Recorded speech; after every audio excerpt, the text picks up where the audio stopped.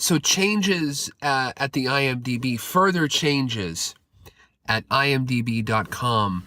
I thank Asian movie enthusiasts for alerting me to a recent update at IMDb. Though I'd already wanted to do a video with some of the updates that IMDb has been doing here later in the year. Earlier in the year, I did that video where we talked about IMDb stripping out the message boards, and that was a big change.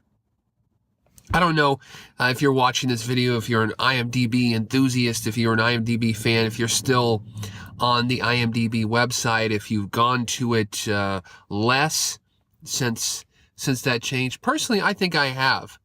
I still use it. I still use it. I mean, I still think it's a useful website, but I really, even now, even months and months and months way over half a year since the change, and I feel like in the next year, it's like this Pavlovian reaction of like, oh, I've just seen a movie. What's in the message boards? What weird stuff is in the message boards? And imagine what the message boards would look like with all of this sexual misconduct, with these sexual everybody would be like complaining and yelling and ranting and raving, and it would be like on fire. It would be nutty. It would be it would be a little bit insane. But we don't have to worry about that because the message boards are gone and everything is right and everything is happy, right? But IMDb, in the past few weeks, they've been making a lot of changes. Well, first of all, they removed the literature pages. These were pages which had books and articles relating to a movie. Those pages, I think, go back really far, and just gone. Just get rid of it. Just strip it out. Which is odd because some of those books had like an ISBN number, and when you clicked it, it would take you to Amazon to search for the book and to buy the book. So, yeah, I guess they're stripping that out. They don't care about it.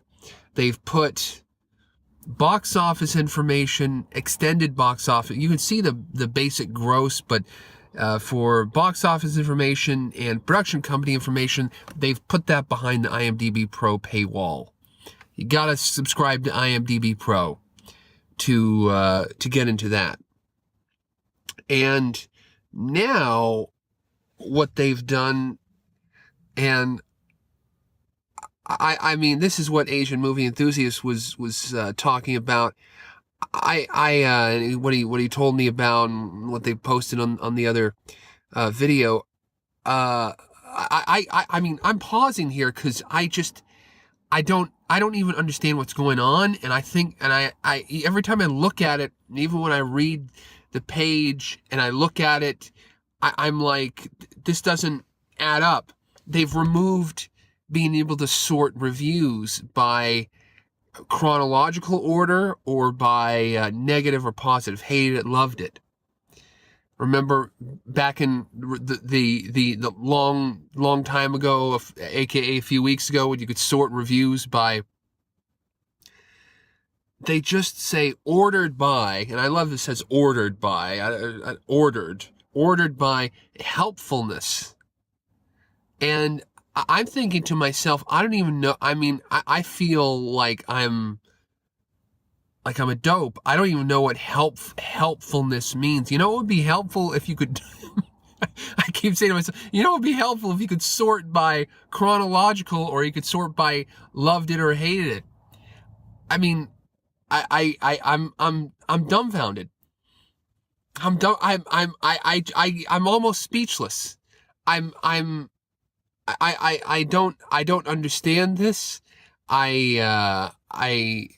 This is like a basic functionality of websites that have reviews.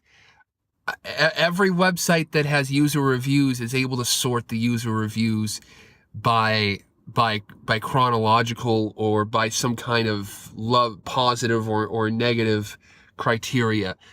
I really don't know what to say. I'm like dumbfounded. I mean, this is like a basic functionality of websites with any kind of user review.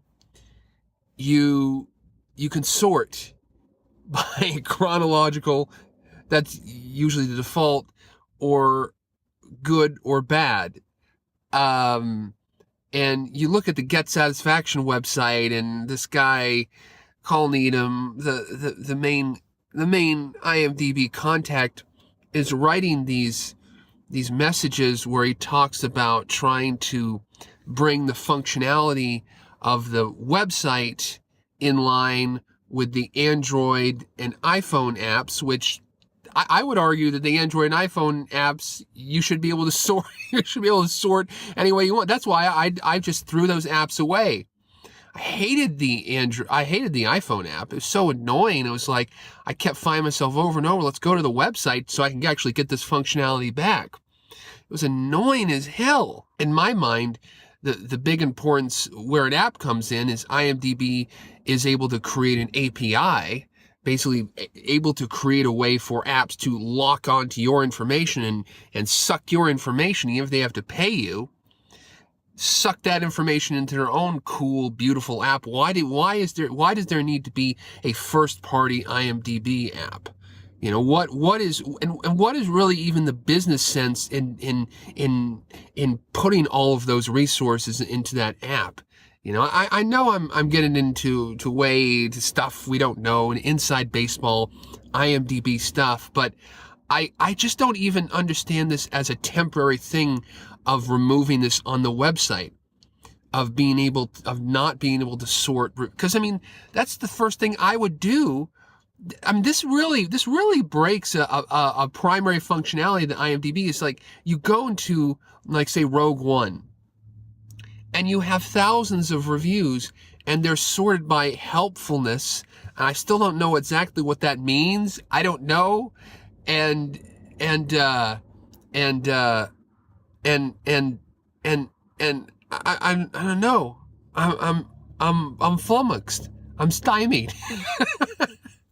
My helpfulness. I have to think that this is just a temporary thing.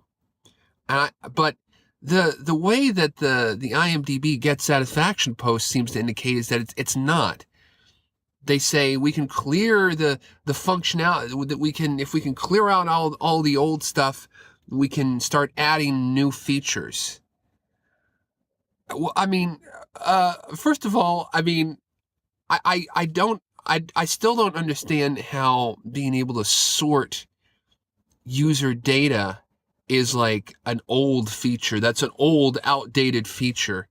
And I mean, the limited amount of stuff that I know about this, I mean, being able to just sort, I mean, I don't know how the IMDb sort functionality works, the inside baseball stuff and all of this stuff, but I think that this is going to affect users. And I think it's going to affect users in this almost subconscious way, that they're going to go to this website and they're going to try to look for stuff, and they're going to get frustrated and they're going to leave. I mean, there is an argument made that, you know, the average user, we're talking about this theoretical average user, that the theoretical average user doesn't even understand how to sort the reviews. And so the average user just will, you know, I'm making the sheep noise for the average theoretical user. A sheep who put in the website, they get the review. I want to see more reviews. The sheep bays and goes to the next page and just reads, just consumes. I don't understand this. I don't understand the taking away, and it seems like they're removing sorting options from all over. And we didn't talk about the character names, the removing that. I know that some people are up in arms about that. That doesn't really affect me, because I've always felt the character names were a little weird, but stripping that out, removing that is another fun thing. But this whole being able to sort reviews, this is a big thing. Because some movies, okay, you've got 20, 30 reviews, all right. But a movie with like 1,000 reviews, 5,000 reviews, 10,000, I mean, You've got to be able to sort this. I always like sorting reviews also because a movie comes out and say, a movie from like 2002, all the old reviews are like, the immediate reviews are like, it's great, it's this. And if you sort chronologically, you can see the new reviews where people have had, about 10 years to kind of simmer on something and they change opinions. And so it's very interesting to see that. And I really can't tell you what's going on with this change. Part of me feels like, IMDb, it just feels like people are throwing stuff against a wall and just trying to see what's going to stick.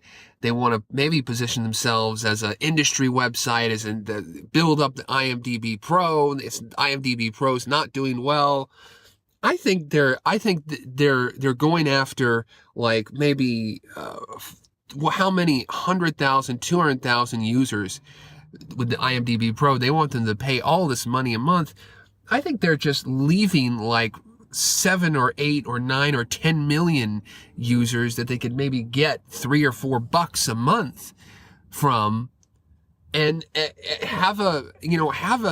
you think about all these companies like MoviePass and all of these industry movie theater companies trying to engage with viewers, trying to get viewers excited. Well, who the hell is the main portal for movies on the internet? It's the IMDb. It could be. I don't know how long it will be. I mean, why not? Why doesn't IMDb have some way of to get users to pay for all these advanced features, and you get a free movie ticket a month, or you get something, you get a goodie. Why not lock the viewers into something, engage with the audience of millions of people, and just, instead of this cult of saying no, and stripping out all, no message boards, no this, no that, no sorting, none of the, I think the IMDb should grasp a hold of its eccentricities and its weirdness and its cruft. I think it should. I don't even know what the hell are they going to replace it with? What are the new features? I'm